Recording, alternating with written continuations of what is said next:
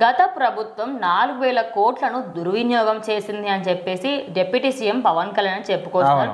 అది కూడా జల్ జీవన్ కి సంబంధించిన ఒక దాంట్లో మాత్రం చాలా అంటే చాలా అక్రమాలు జరిగాయి. అంటే ఏమేమి జరిగాయి ఏంటి అసలు? అయితే మన డైలీ లైఫ్ లో ప్రతి ఒక్కరికి కూడా అది ఆహారం లేకపోయినప్పటికీ మనము ఖచ్చితంగా వాటర్ కావాలి.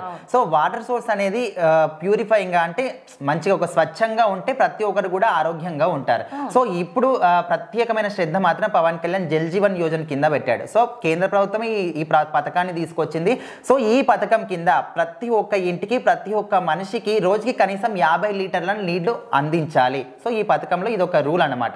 సో ప్రతి ఒక్కరు కూడా మంచినీళ్ళు అందిస్తేనే వాళ్ళ హెల్త్ అనేది బాగుంటుంది. రేపటి తరానికి ఇంకా మంచి అంటే వాళ్ళ హెల్త్ అనేది ఇంప్రూవ్ అవుతుంది.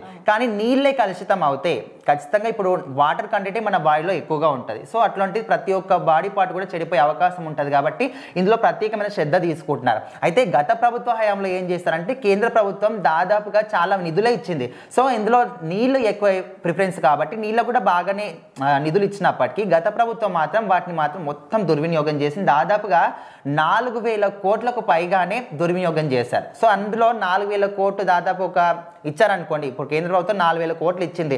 సో అందులో ఒక 200-300 కోట్లు ఖర్చు చేసి మిగతా అంతా కూడా దుర్వినియోగం. మరి అది వీళ్ళే తిన్నారా లేకపోతే వాళ్ళు పర్సనల్ గా ఏమన్నా వాటిని? ఇంకోటి సంక్షేమ పథకాలకు అప్పట్లో ఒక వార్త బయటకు వచ్చింది. వేరే ఇతర దానికి సంబంధించుకొచ్చిన పైసల్ని అదేవిధంగా నిధులు వచ్చిన వాటిని ఇటు సంక్షేమ పథకాలు ఇవ్వడానికి వాడారు అన్నట్టుగా కూడా కొన్ని వార్తలు వినిపించాయి. మరి అది జల్ జీవన్ ఇప్పుడు రాష్ట్రం అన్నప్పుడు ఓన్లీ సంక్షేమ పథకాలే కాదు. నువ్వు సంక్షేమ పథకాలు ఇచ్చినా ఇవ్వకుండా వాళ్ళకు డైలీ లైఫ్ లో ఏం అవసరం ఉంటాయి, అది ఫుడ్ కావచ్చు, వైద్యం కావచ్చు, విద్య కావచ్చు.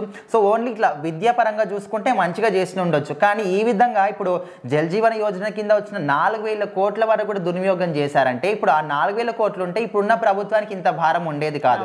సో ఇప్పుడైతే పవన్ కళ్యాణ్ ఏం చెప్తున్నాడంటే ఖచ్చితంగా ఏదైతే పైప్ లైన్ ద్వారా నీళ్లు అందిస్తున్నారో పైప్ లైన్ ద్వారా కాకుండా డైరెక్ట్ గా రిజర్వాయర్ ద్వారానే అందించాలి. అదేవిధంగా జల్ జీవన్ యోజన కింద ప్రతి ఒక్క ఇంటికి కూడా మంచినీటి సరఫరా మేము అందేలాగా చేస్తాము. గత ప్రభుత్వ హయాము మీకు ఇదే పథకాన్ని ప్రతి ఒక్క ఇంటికి కూడా మంచినీళ్లు సరఫరా చేయాలని ఒక ముఖ్య ఉద్దేశంతోనే అన్ని నిధులు ఇస్తే మీరు 4,000 కోట్లను కూడా దుర్వినియోగం చేశారు. ఇది ఖచ్చితంగా మీరు పాయింట్ చేసుకోవాలి అందరూ కూడా.